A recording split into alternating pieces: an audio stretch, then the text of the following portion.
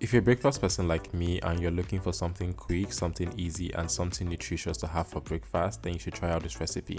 In my pot, I'm going to add a bit of milk. I'm also going to add a bit of water, some peanut butter. I'll cover that and allow it to boil. Now I'm going to add my oats. I'm also going to add my raisins. I'm using sugar just because I did not have honey.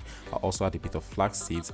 Give that a quick stir, then I'll cover that and allow it to cook until done. Now I'm going to add some bananas. I'm also going to add some chia seeds and some peanuts. Now I'll give that a quick stir and then I'll serve in my cute wooden bowl. I just love this bowl, you guys. Now I'm going to add a bit of milk on that and our breakfast is ready. You can follow me for more recipes.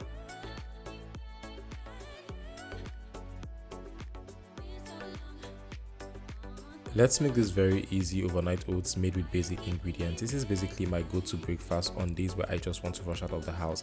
In my jar, I'm going to add some oats, some chia seeds, a bit of cinnamon powder, a bit of honey, and some raisins. I'm also going to add some milk. I'm using full cream milk. You can use low-fat milk or plant-based milk. I'm also going to add a bit of Greek yogurt.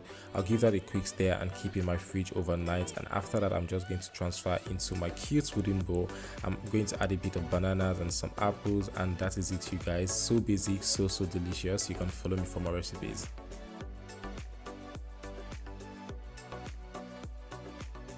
Making porridge oats is not the only way to enjoy your oats, which is why in this video I'm going to share with you how to make this amazing moist banana chocolate baked oats that you're definitely going to love.